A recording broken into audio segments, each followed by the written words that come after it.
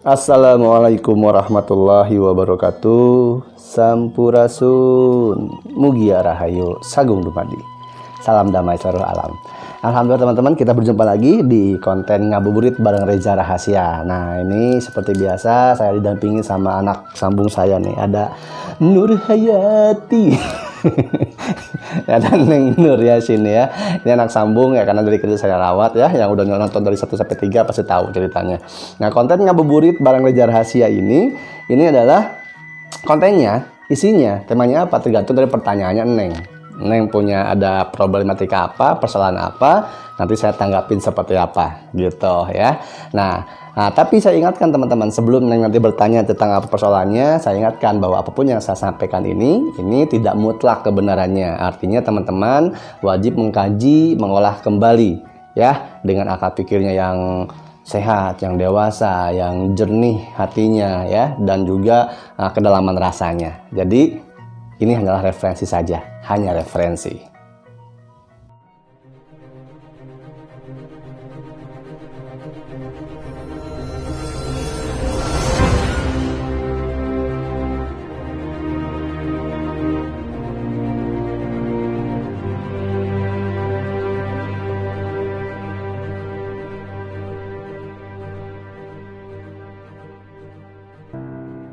Nah, sekarang kita mulai. Untuk di konten ini ada pertanyaan apa dari Neng? Gini ya, kan amal baik buruknya manusia tuh dilihat pas dia meninggal ya. Nah, tapi Neng pernah kan dulu pernah PKL tuh di rumah sakit.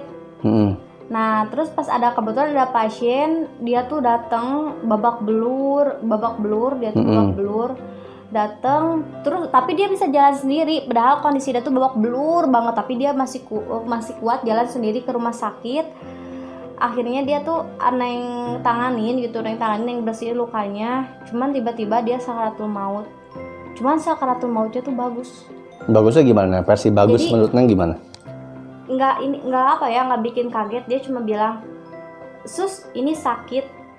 Dan Neng nggak cepet nanganin gitu, soalnya kan belum ada instruksi dari dokter harus ini. Jadi kan perawat nggak bisa asal kan ya, harus nunggu instruksi dari dokter dulu.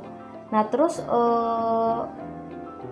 tiba-tiba dia bilang sakit, dan dia bilang saya mau tidur dulu, dan tidur.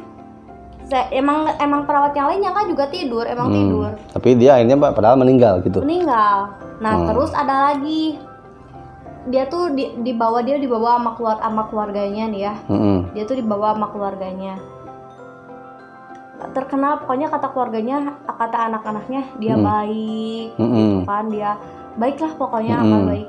Cuman pas lagi ditangani, tiba-tiba dia kejang-kejang, matanya emang nggak boleh sih ya buka privasi pasien, cuman ini cerita doang ya. Ya yang penting nggak nyebut nama. Yang penting kan nyebut nama kan. Terus dia kejang-kejang, pokoknya ngeri gitu sama mautnya, susah gitu. Nah jadi Neng mikir, lah kenapa gitu kan, bapak-bapak yang gayanya tuh kayak seorang preman gitu kan ya. Terus dia nggak ada yang nganter satupun, babak belur gitu kan, kayak yang habis dipukul, meninggalnya bagus gitu loh. Dia bilang saya mau tidur ya gitu. Terus dia nyelimutin sendiri gitu kan. Tapi kenapa saat yang bapak-bapak gitu kan ya, yang dibawa sama keluarganya gitu kan, pakai bajunya juga sopan, terus terkenal baik dan sebagainya gitu kan di mata keluarganya, dia meninggalnya kayak gitu, meninggalnya tersiksa gitu ya. Sedangkan yang Neng tahu, amal baik buruknya seorang manusia dilihat saat dia meninggal gitu. Neng pernah dengar kayak gitu. Baik, nah ini teman-teman berarti yang ditanya ini adalah perkara sakaratul maut. Memang para ulama, para ustadz, para habaib ya, ini sudah menjelaskan bahwa manusia itu dilihat dari ujungnya. Artinya ketika dia meninggal, ketika sakaratul maut. Nah ada dua nih sakaratul maut tuh, ada su'ul khotimah, ada husnul khotimah. Kalau su'ul khotimah berarti meninggal dalam keadaan buruk, artinya dia meninggalnya ya sebutlah dalam keadaan tidak beriman atau tidak dirahmati Allah gitu. Dan ada yang husnul khotimah, artinya meninggal dengan baik. Ciri-ciri husnul khotimah adalah yang pertama, dia sebelum meninggal bisa mampu mengucapkan la ilaha illallah Muhammad Rasulullah. Baik itu secara lisan langsung ataupun secara sir atau secara rasa, secara gerakan. Salah satunya mungkin bisa seperti tadi, karena dulu ada hadis Rasulullah SAW bilang bahwa ketika manusia ditarik nyawanya, ya, sakaratul maut itu prosesnya sangat sakit sekali. Itu bagi manusia yang banyak dosa yang tidak dirahmati Allah. Itu seperti menarik, ibaratnya ada duri-duri, kawat-kawat berduri dari tenggorokan ditarik sekaligus, ibarat seperti itu. Tapi kalau yang sakaratul mautnya yang husnul khotimah, itu bahkan tidak mengalami sakaratul maut disebutnya, gitu. Tidak sakit, bahkan seperti menarik helai rambut dari tepung, sangat halus, tak terasa. Nah, perkara tadi yang tanyain nih teman-teman, dia bilang katanya ada bapak-bapak yang babak belur, seperti dipukulin segala macam, tapi meninggalnya bagus, tidak tersiksa.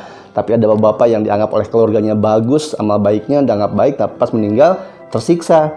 Nah, ini jadi seperti apa gitu maksudnya ya, gitu. Nah, sekali lagi teman-teman, di konten-konten saya sebelumnya saya pernah sampaikan bahwa yang namanya manusia itu hanya bisa memprediksi, hanya bisa mengira-ngira, mentafsirkan ini dan itu. Tetap hakikat mutlak faktanya adalah Allah Subhanahu wa taala yang mengetahui, Neng. Tapi kan tergantung sama perbuatan ya. Kan tadi kata Om katanya kalau misalnya yang banyak dosa tuh ya, sakit kan? Tergantung berapa berapa banyak dosa gitu kan kita lakuin kan, berapa besarnya kan rasa sakit itu. Nah, kalau misalkan orang Neng kenal misalkan sama seseorang itu, Neng tahu dia tuh hidupnya kayak gimana, selama hidupnya dia tuh karakternya kayak gimana gitu. Tapi kenapa pas meninggal dia husnul khotimah gitu? Tapi Neng tahu dia tuh sama ini kayak gimana, ibadahnya kayak gimana, kelakuannya kayak gimana, karakternya kayak gimana gitu kan. Sampai ya memang terbawa sih ke Neng sendiri sih ya sampai saat ini gitu. Kalau misalkan lihat orang tuh, oh ini orangnya kayak gini, ntar meninggalnya kayak gini nggak sih? Tapi pas pada kenyataannya Neng lihat, ternyata selama hidupnya misalkan negatif, tapi kenapa pas meninggalnya bisa husnul khotimah? Nah, ini kembali bahwa manusia itu kan penuh prasangka, Neng. Yang menurut kita baik belum tentu menurut Allah baik. Kita melihat orang, wah ini orang jahat nih, orang banyak dosa nih, pasti nanti meninggalnya tersiksa, pasti masuk neraka. Itu kan manusia, perkiraan manusia. Sementara urusan neraka surga itu Allah yang mengurusnya. Allah yang maha mengetahui siapa manusia masuk surga, siapa yang masuk neraka. Kita hanya bisa mentafsirkan dan tidak boleh. Manusia tidak boleh kayak, wah itu saya tahu dia setiap hari berbuat dosa, mau mabukan segala macam, judi segala macam, terus kita bilang, wah dia pasti masuk neraka, pasti masuk neraka. Ya nggak bisa. Manusia nggak bisa menentukan seseorang masuk neraka atau surga. Itu hanya hak Allah. Dan itu yang tadi Neng, pengalaman Neng di PKL terbukti kan. Salah satu terbukti bahwa dalam kehidupan kita tidak bisa menilai manusia itu sepanjang hidupnya seperti apa. Ada yang dipandang baik, meninggalnya jelek. Ada yang dipandang buruk, meninggalnya bagus. Nah, itu membuktikan bahwa manusia tidak bisa menilai manusia satu dengan yang lainnya. Kita manusia tidak boleh, tidak bisa mengkaflingkan surga atau neraka buat manusia yang lainnya. Karena itu haknya Allah. Kalau manusia udah ada yang bilang bahwa, wah ini pasti masuk surga, ini pasti masuk neraka, wah berarti dia udah jadi Allah, udah jadi Tuhan. Nggak bisa. Nah, ini ada salah satu kisah nih yang Mamang inget. Dulu pernah ada yang cerita ke Mamang. Jadi ceritanya gini. Ini anggap cerita aja ya, jadi jangan langsung, oh masa emang ada kayak gitu, jangan digituin ya. Pokoknya teman-teman sama seperti nonton film aja ya. Gimana nonton film, kalian juga tidak pernah membantah kan film ini seperti apa. Ambil hikmahnya aja. Jadi saya pernah diceritakan oleh salah satu guru saya, ada yang seperti ceritanya. Jadi dikisahkan, kita manusia itu kan semuanya sudah ada di level mahfud ya. Ada daun-daun yang berguguran, itu tandanya mati, kita meninggal. Semuanya sudah tertulis di level mahfud. Nah, suatu ketika ada seorang malaikat, ini melihat satu orang nama, ya, sebuah nama. Seseorang ini yang malaikat menyaksikan sepanjang umurnya, sepanjang hidupnya, amal ibadahnya baik. Baik ibadah goiro mahdo, ya, ibadah mahdo, muamalah. Semuanya amalan baik. Malaikat ini menyaksikan seperti itu. Tapi, waktu itu, malaikat menyaksikan di daun yang ada di level mahfud, nama orang itu ditulis ahli neraka. Padahal malaikat menyaksikan dan tahu bahwa itu manusia baik. Lalu malaikat bertanya kepada Allah, ya Allah, mohon maaf setahu hamba, orang ini amal ibadahnya baik. Dia selalu bertawadu, bertawakal kepadamu. Ibadah semuanya dilakukan, menjauhi laranganmu. Tapi kenapa di level mahfud ini tertulis orang ini, si fulan, ini ahli neraka? Nah, Allah menjawab bahwa aku lebih mengetahui daripada kau. Lalu malaikat itu memohon pada Allah, ya Allah, jika begitu hamba ingin mengetahui seperti apa, kenapa manusia ini seperti itu. Apakah hamba diizinkan untuk turun ke bumi, menyamar dari manusia dan melihat langsung manusia ini seperti apa? Allah mengabulkan. Maka turunlah ceritanya gitu. Malaikat turun menyamar dari musafir. Menyamar dari musafir, datang ke rumah orang tersebut. Si fulan ini langsung menyambutnya dengan baik. Wahai fulan, saya ini adalah musafir, saya dalam perjalanan, saya habis perbekalan, saya capek, letih, dan saya lapar. Gitu. Bolehkah saya di rumahmu untuk beristirahat 1 atau 3 hari? Si orang tersebut mengizinkan, boleh, silakan. Nah, sambil si malaikat tersebut yang menyamar, dia meneliti, menelaah, mengetahui, pengen tahu ini kenapa, ada dosa apa yang dilakuin. Kok saya tahu dia beramal bagus, beramal soleh, tapi di Lauhul Mahfuz ditulis ahli neraka. Nah, singkat cerita, setelah 3 hari berlalu, si malaikat tersebut tidak melihat, tidak menemukan dosa besar apa yang membuat dia jadi ahli neraka. Akhirnya si malaikat itu pamit. Hai fulan, hamba sudah cukup beristirahat. Sudah 3 hari berlalu di sini. Terima kasih, hamba akan kembali melanjutkan perjalanan. Tapi sebelum malaikat itu yang nyamar pergi, si fulan tersebut mencegah. Tunggu dulu. Sebelum kau pergi, aku ingin tahu, sebenarnya kau ini siapa? Kau ini malaikat atau iblis? Malaikat yang nyamar itu, dia kaget loh. Kenapa bertanya seperti itu fulan? Karena hanya 2 orang, 2 sosok, 2 makhluk yang tidak makan dan tidak minum. Iblis dan malaikat. Selama 3 hari, kau kusuguhi minuman terenak, makanan terlezat, tapi kau tidak menyentuhnya sedikit pun. Artinya kau bukan manusia. Mengakulah kau siapa? Makhluk, malaikat atau iblis? Lalu si malaikat itu akhirnya dia menjawab, jujur. Baiklah, aku jujur. Karena kau bertanya, aku akan menyampaikan bahwa aku adalah malaikat. Si fulan itu senang, dalam artinya senang yang, kok kenapa? Kok bisa didatangi malaikat? Akhirnya dia bertanya, wahai malaikat, ini adalah berkah dari Allah untukku. Apa yang membuatmu datang kepadaku? Ada kabar apa? Nah, si malaikat ini bilang bahwa ada 2 kabar ya, fulan. Ada kabar baik dan kabar buruk. Engkau mau yang mana dulu? Nah, si fulan ini, dia menjawab, aku lebih suka kabar buruk terlebih dahulu. Kabarkanlah yang keburukan itu, walaupun seburuk-buruk apapun yang tidak bisa aku dengar sama sekali. Nah, si malaikat bilang, baiklah kalau begitu. Aku datang ke sini, membawa 2 kabar. Kabar yang pertama yang terburuk yang kau minta. Ini adalah, kenapa aku turun ke sini? Karena aku melihat namamu tertulis di Lauhul Mahfuz, ahli neraka. Ahli neraka. Apa komentar si fulan ini? Dia menjawab, alhamdulillahirabbil alamin. Jika Allah menghendaki, Allah merahmati, Allah meridhoi aku ahli neraka, maka aku menerimanya. Insya Allah, alhamdulillah. Lalu apa kabar baiknya? Wahai malaikat.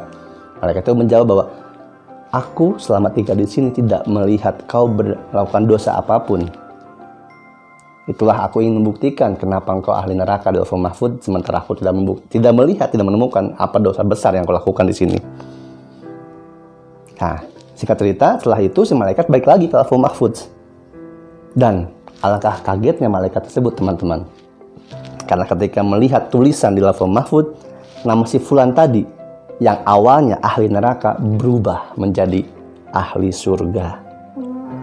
Berarti Allah tuh nggak ngelihat seberapa rajinnya kita ibadah, seberapa giatnya kita baca Quran, puasa, intinya beramal soleh gitu kan, beribadah gitu kan. Dilihat. Tapi Allah melihat kita dari hati ketulusannya, berarti ya.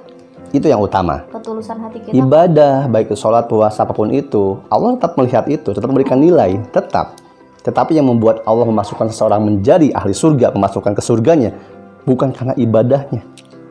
Karena rahmat Allah Subhanahu wa Ta'ala, karena kasih sayangnya. Dan kasih sayang Allah bisa terjadi dengan apapun itu perbuatan manusia. Berarti sama aja dengan cerita yang waktu itu ya, yang waktu pelacur itu. Ya, gitu. Ini juga kan ketika si fulan tersebut dikabarkan malaikat bahwa dia ahli neraka, apa yang dia ucapkan pertama kali? Alhamdulillah. Manusia seperti apa yang dia tahu bahwa dia masuk neraka mengucap alhamdulillah? Ucapan alhamdulillah itulah yang membuat tulisan di Lauhul Mahfuz berubah. Itu yang disebut kodrat, irodat. Kodrat, ketentuan dari Allah. Irodat, kita manusia yang berupaya merubah diri. Gitu. Jadi dosa kita, kalaupun dosa kita itu besar seperti yang pelacur yang diceritakan di konten yang lalu, ya, Allah itu memasukkan manusia ke dalam surganya itu bisa karena apapun yang dilakukan manusia, dan manusia tidak tahu perbuatan apa yang membuat dia masuk surga. Hanya Allah yang tahu. Kalau contoh di kisah tadi, ketika seorang yang sudah dituliskan dalam lauh mahfuz ahli neraka dan dia tahu dia ahli neraka, dia malah mengucap alhamdulillah, keikhlasannya, ketulusan hatinya menerima ketentuan Allah apapun itu, dia jadi masuk surga. Gitu. Jadi jangan berbangga diri kita punya pahala besar, ya. Apalagi yang dosanya besar, dosanya banyak. Berarti intinya kalau misalnya kita beramal soleh, kita beribadah, jangan mencari tujuannya surga gitu, tapi cari dulu ridho Allah gitu buat mencari ridho Allah. Iya, itu yang utama, betul. Surga itu hanyalah kalau diibaratkan reward. Bonus ya? Bonus gitu. Karena kalau Allah meridhoi manusia itu dimanapun berada, bisa saja Allah membuat neraka itu sejuk, neraka itu nyaman, enak, dan bisa membolak-balikannya. Jika manusia beribadah hanya bertujuan pada surga, maka ketika Allah tidak menghadirkan surga untuk manusia, mungkin manusia masih ibadah enggak? Berarti kan tidak tulus pamrih. Nah, rasa pamrih itu yang harus kita kikis pelan-pelan. Itu yang diajarkan oleh kaum-kaum sufi, para syekh, ya, yang udah ada sebelumnya nih. Gitu. Jadi itu memang proses. Memang kalau berarti kita ibadah nggak boleh ngalapin pahala dong, ngalapin surga nggak boleh. Bukan nggak boleh, itu boleh, sah, wajar. Sama kayak neng kerja, nanti kerja sama bos, kerja pasti ngalapin gaji dong. Iyalah. Iya dong, masa nggak ngalapin gaji. Tapi yang membuat bos itu naikin pangkat neng, naikin jabatan Ya, neng, kinerja neng juga. kinerja. Apa yang neng lakukan kan? Bukan karena gaji neng gede kan? Ya, bukanlah. Bukan karena upah. Nah itu dia teman-teman. Mudah-mudahan bisa nangkap. Karena upah mah, perusahaan juga nggak bakalan ngerjain orang, nggak bakalan ngegaji segitu dengan skill yang kayak gimana. Iya, gaji baru diperoleh setelah lihat kinerja orang itu kan. Nah, sama seperti surga. Allahu a'lam bishawab. Ini hanya pemahaman saya ya, gitu teman-teman. Gimana? Cukup menjawab untuk masalah sakal maut dan tidaknya seperti apa pahala dosa dan orang masuk surga tidaknya? Ya. Cukup ya. Itu pemahaman saya teman-teman. Tapi Allahu a'lam bishawab ya. Yang pasti manusia tidak berhak memvonis atau mengkafirkan seseorang masuk surga atau neraka, karena itu hak mutlak Allah. Ketika manusia belajar agama, tapi manusia hanya menyalahkan orang, bahkan berani mengkafirkan surga untuk orang lain, maka manusia itu salah belajar agama. Itu menurut saya. Allahu a'lam bishawab. Semoga ibadah puasa ini membuat kita menjadi lebih paham, lebih bijaksana, lebih mengerti, lebih sabar, dan lebih mampu membentuk lingkar pandang yang luas akan ajaran kebenaran Allah. Dan jangan selalu menyalahkan orang. Setiap manusia punya proses masing-masing. Tetaplah menjadi manusia yang baik, menuju kebaikan tanpa menyalahkan proses manusia lain dalam menuju kebaikan. Insya Allah. Semoga kita bisa ketemu lagi ya. Salah kurang saya mohon maaf. Kita minta maaf kalau ada salah maaf ya. Ingat, ini hanyalah referensi saja. Ya, jangan mentah-mentah. Hati-hatilah. Jaga pikir, jaga hati, jaga rasa. Dan jangan takut. Rahmat berkah melimpah untuk kita semua teman-teman. Wassalamualaikum warahmatullahi wabarakatuh. Salam damai seluruh alam.